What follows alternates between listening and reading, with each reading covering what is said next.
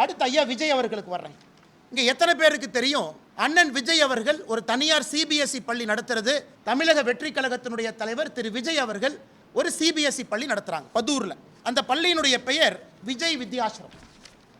நடிகர் விஜய் அவர்கள் தமிழக வெற்றி கழகத்தினுடைய தலைவர் விஜய் வித்யாசிரம் என்கின்ற பள்ளி நடத்துகிறாங்க. சி ஜோசப் விஜய் என்கின்ற பேரை பாருங்க. நான் கொடுத்துருக்கிற டாக்குமெண்ட்டில் கொஞ்சம் ஜூம் பண்ணுங்க. சி ஜோசப் விஜய் என்கின்றவர் யார்? அவர் புதுசாக மேலிருந்து வந்தாரா? அவருடைய இடத்தை 35 ஆண்டுகள் 2017 2052 வரை திரு ஜோசப் விஜய் அவர்கள் அவருடைய இடத்தை ஒரு அறக்கட்டளைக்கு 35 ஆண்டு லீஸ் கொடுக்கிறார். அந்த அறக்கட்டளை யாருடைய பேரில் ரெஜிஸ்டர் ஆயிருக்குன்னா திரு சந்திரசேகரன் அவருடைய பேரில், எஸ்ஏ சந்திரசேகர் அவருடைய பேரில் அந்த அறக்கட்டளை ரெஜிஸ்டர் ஆயிருக்கு. இந்த டாக்குமெண்ட்டில் எஸ்ஏ சந்திரசேகரன். எஸ்ஏ சந்திரசேகர் அவர்கள் நடத்தக்கூடிய பள்ளி, அந்த ட்ரஸ்ட் நடத்தக்கூடிய பள்ளி தான் விஜய் வித்யாசிரம். என்ன அர்த்தத்தில் சில அரசியல் தலைவர்கள் அவங்க நடத்துகிற பள்ளி சிபிஎஸ்இ, அவங்க நடத்துகிற பள்ளியில் ஹிந்தி இருக்குது, அவங்க சொந்த குழந்தைங்க ஃப்ரெஞ்சு படிக்கிறாங்க. அன்பில் மகேஷ் பொய்யாமொழியினுடைய சொந்த குழந்தை ஃப்ரெஞ்சு மொழி படிக்கிறாங்க.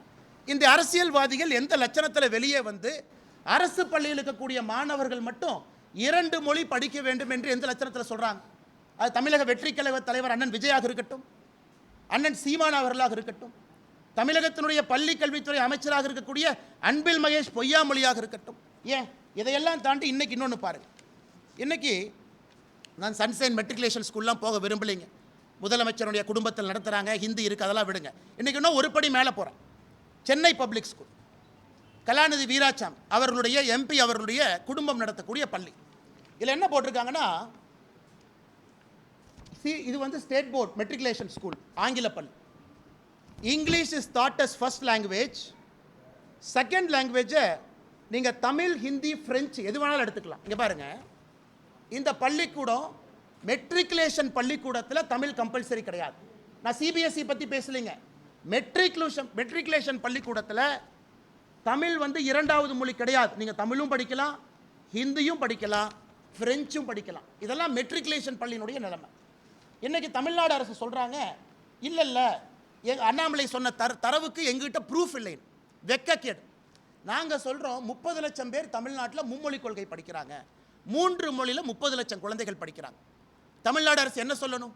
இவ்வளவு டேட்டா இருக்குது, எம்எஸ் சாஃப்ட்வேர் கையில் இருக்குது. டேட்டா எடுத்து என்ன சொல்லணும் பத்திரிகை நண்பர்கள்ட்ட? 30 லட்சம் படிக்கிறாங்களா, 25 லட்சம் படிக்கிறாங்களா, 40 லட்சம் படிக்கிறாங்களா? அவங்ககிட்ட டேட்டா இருக்குது. தமிழ்நாட்டினுடைய எல்லா பள்ளியினுடைய டேட்டா இருக்குது. இன்றைக்கி தமிழ்நாடு அரசு சொல்கிறாங்க, இல்லை அவர் 30 லட்சம்னு சொன்னதுக்கு ப்ரூஃப் இல்லை. சரி, நான் 30 லட்சம்னு சொன்னதுக்கு ப்ரூஃப் இல்லைன்னா நீங்கள் ப்ரூஃப் கொடுங்க. நீங்கள் 10 லட்சம் சொல்கிறீங்களா, ப்ரூஃப் கொடுங்க. 20 லட்சம் கூட சொல்கிறீங்களா? ஒரு தமிழ்நாடு அரசு, இவ்வளவு பெரிய ஒரு அரசு, இத்தனை ஆயிரம் பேர் வேலை பார்க்குறாங்க, இத்தனை ஐஏஎஸ் அதிகாரிகள் இருக்கிறாங்க. உங்ககிட்ட 30 லட்சம் பேரா 20 லட்சம் பேரா மும்மொழி கொள்கையில் இருக்காங்க நீ மழுப்புறீங்கன்னா, 30 லட்சத்திற்கு மேல் தமிழ்நாட்டில் 3 மொழி படிக்கக்கூடிய மாணவர்கள் 30 லட்சம் பேர்த்துக்கு மேலே இருக்காங்க. நான் குறைவாகத்தான் 30 லட்சம் என்கின்ற வார்த்தையை பயன்படுத்தினேன். தனியார் பள்ளியில் படிக்கிறவங்க 56 லட்சம் என்று குறைவாக பயன்படுத்தினேன். பிடி அரசகுமார் தனியார் பள்ளி கூட்டமைப்பினுடைய தலைவர் 68 லட்சம்ங்கிற புள்ளி விவரம் கொடுக்குறார். அவர் 68 லட்சங்கிறார். நான் 68 லட்சம் கூட சொல்லிங்க, 56 லட்சங்கிறார். 30 லட்சம் பேர் 3 மொழிங்கிறார். அதனால் தமிழ்நாடு அரசு வெள்ளை அறிக்கை கொடுக்கட்டும். எத்தனை பேர் 3 மொழி தமிழ்நாட்டில் படிக்கிறாங்கன்னு நம்ம பார்ப்போம். அண்ணன் ஜோசப் விஜய் அவர்கள் உட்பட, அண்ணன் சீமான் அவர்கள் உட்பட, குடும்பத்திற்கு ஒரு நியாயம், அரசு பள்ளியில் படிக்கக்கூடிய சொந்தங்களுக்கு ஒரு நியாயம் என்பதை எந்த காரணத்திற்கும் ஏற்றுக்கொள்ள முடியாது.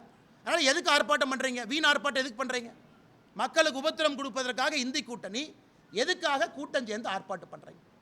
நீங்கள் பள்ளி நடத்துகிறீங்க, தமிழ்நாட்டு மெட்ரிகுலேஷன் ஸ்கூல்லையே தமிழ் கம்பல்சரி இல்லை, 30 லட்சத்துக்கும் மேற்பட்ட குழந்தைகள் 3 மொழி படிக்கிறாங்க. நாங்கள் திரும்ப திரும்ப சொல்வது, ஹிந்தி வேண்டாம் என்று முடிவு செய்தால் 3வது மொழி ஏதாவது படியுங்கன்னு தான் நம்ம சொல்கிறோம். மோடி ஐயா சொல்வது, மும்மொழி கொள்கையில் 3வது மொழி ஒரு பேப்பர். மலையாளம் எடுக்கிறீங்கன்னா ஒரு பேப்பர் மலையாளம் கூட வரும், உருது எடுக்கிறீங்களா உருது வரும், ஃப்ரெஞ்சு எடுக்கிறீங்களா ஒரு பேப்பர் ஃப்ரெஞ்சில் வரும். நீங்கள் படிக்கிற ஃபிசிக்ஸ், கெமிஸ்ட்ரி எல்லாம் 5ஆம் வகுப்பு வரை தமிழில் மட்டும்தான் இருப்போம்.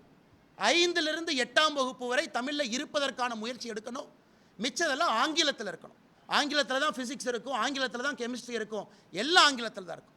ஒரே ஒரு பேப்பர், ஒரே ஒரு 3வது பேப்பர் ஒரு மலையாளமோ தெலுங்கோ ஹிந்தியோ ஒரு பேப்பராக கூட வரும். அதை குழப்பி இல்லை நீங்கள் ஹிந்தியை திணிக்க பார்க்குறீங்க, மற்ற மொழியை திணிக்க பார்க்குறீங்க. அப்போ நம்ம குழந்தைங்க எல்லா சப்ஜெக்டையும் ஒரு புது மொழியில் படிக்கிறாங்க. எல்லா சப்ஜெக்டும் படிக்கலைங்க, ஒரே ஒரு சப்ஜெக்டை ஒரே ஒரு மொழியில் லாங்குவேஜ் பேப்பராக படிக்கிறது தான் 3வது மொழி.